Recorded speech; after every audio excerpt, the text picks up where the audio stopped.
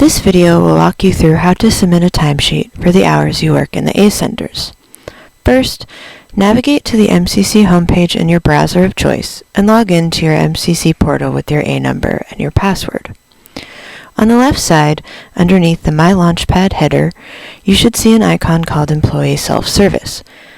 Clicking on this icon will bring you to a separate HRCMS page with a login screen, like so. In order to log into the HRCMS system, you need an ID and a password, both of which are different from your MCC A number and password. Your ID number can be found in an email from Lauren Hutchinson or the payroll department in your MCC email. It should look something like this. If you did not receive this email, please let the ACE program assistant know as soon as possible. Read the email and locate your ID number, in this case, here. Copy or write it down. This email also includes a record number, found next to the ID number. In the case of this example, record number 11. This is important information to remember once you have logged on to the HRCMS website. With ID and record number written or copied, return to the HRCMS page. Input your copied ID number and the password for this website. For new employees, or if you have never logged on to the Employee Self-Service before, the default password can be found on the MCC payroll website, middlesex.mass.edu/payroll. Scroll to the bottom of the page where you will find a link to Employee Pay Advice Access Directions. Follow the directions to log on. You'll be asked to change your password immediately and may have to log in again before you can get to the main menu. Once you are logged in, the first thing you should do is update your personal data in the system. Click on Personal Information Summary and go through each section, phone number, address, etc., by clicking on the Change Phone Number or Change Address buttons below the boxes and following the steps to add your information.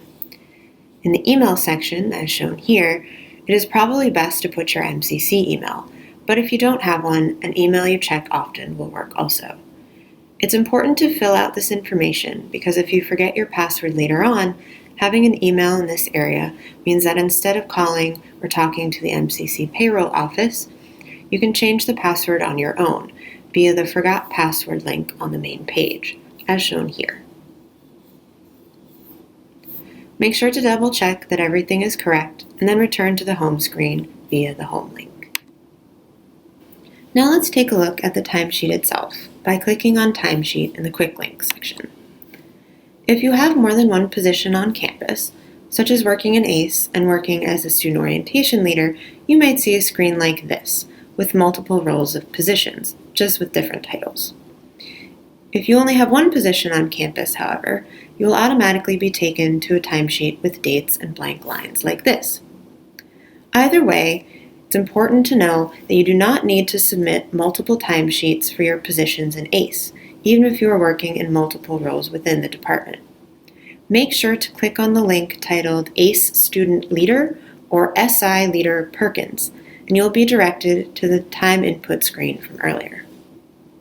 Regardless of whether you have one or two positions on campus or in ACE, always double-check the record number of the timesheet before starting to enter your time to make sure you are putting the correct hours toward the correct position.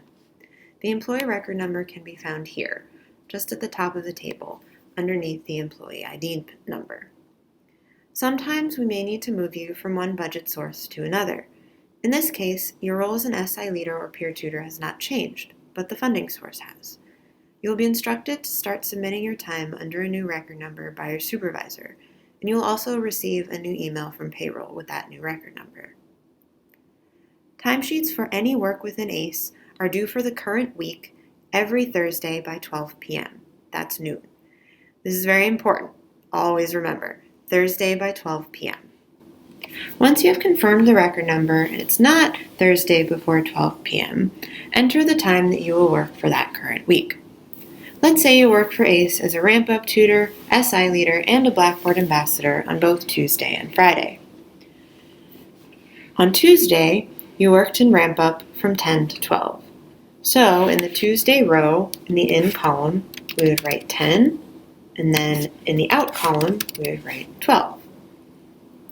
Friday, you work as an SI from 8:30 to 10:30, go to class, and then do your Blackboard Ambassador work from 1 to 2:30. When you work twice in the same day, use the add sign on the far left of the table. In the first row, write the time for SI, 8:30 in the in column and 10:30 in the out column. And then in the second row, write when you did your Blackboard Ambassador work. In this case, in the in column, 1 o'clock, and in the out column, 2:30. If you are working in more than one role in ACE, like in the example we're using, you'll need to distinguish between the roles by using the comment section. The comment area can be found here by the addition and subtraction symbol on the right side of the table. Simply use the following abbreviations: SI for SI Leader, PT for Peer Tutor and Ramp Up, and BB for Blackboard Ambassador. So for this timesheet, you will input PT next to the Tuesday hours and SI and BB for the Friday hours. Starting with Tuesday, let's click on Add Comments. In the pop-up box on the right, in the comment area, we'll simply type PT and then click OK. The window should disappear on its own. Do the same for all the other hours that you are working for the current week, no matter if the role you have is the same or different. With days like Friday, where you will work more than one shift in more than one role, you'll have to be a little more detailed in the comment section in order for your supervisors to distinguish your hours. First, we'll do SI.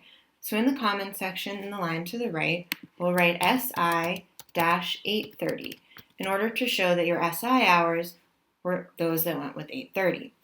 Instead of clicking OK, we're going to hit Apply so that the window stays open. Next, we'll do Blackboard Ambassador by clicking on Add Comment and inputting in the box BB-1 p.m. so that we know that you worked as a Blackboard Ambassador during the 1 o'clock shift. It's important to note that you cannot delete these comments once they are made, so triple check it is correct before hitting OK or Apply. If you make a mistake, let your supervisor know as soon as possible. When you've added all your shifts to the timesheet and created comments for which roles those hours are, double check the hours, record number, and comments, and then you can hit Submit. As you can see, once you hit Submit, the program automatically assigns AM or PM to your times. Sometimes a screen will pop up saying that the times you entered are not in chronological order. This means the program automatically assigned an AM or PM designation incorrectly. Close the window, find the affected lines, change the AM to a PM or vice versa, and then hit Submit again. It's important to remember that any time you make a change to your timesheet, you must hit Submit, or else the change will not go to your supervisor for approval. By law, if you have a shift that is more than 6 consecutive hours, you are required to take a 30-minute break. If you find yourself in this position and need to input the break on your timesheet, talk to your supervisor. Once everything is submitted, you should see the time you entered in the reported status column is now needs approval. Congratulations, you've completed your timesheet. Triple check that everything is correct, including the employee number and the times you have entered, and then you may sign out and close the website. In addition to filling out your timesheet on the HRCMS site, you can also access copies of your pay stubs and tax information from the main menu under the Quick Links section, here in View Paycheck and here in View W-2. If at any time you are confused about how to submit your timesheet, please consult your supervisor. We're here to help. Here are some important reminders about timesheet due dates, changes to your hours, and late submissions. Don't forget, timesheets for the current week are due on Thursday by 12 p.m. If your hours change and it is before Thursday, you can change them yourself via the HRCMS website. Just make sure to always press Submit. If your hours change or you don't submit your timesheet until after Thursday at 12 p.m., ACE cannot guarantee that you will receive your pay or the change in wages for that week. Depending on the week, that could mean the money for those hours might appear in a later paycheck as well. If you change your hours after Thursday, talk to or email your supervisor immediately. Please include the details of what was changed and the reason why.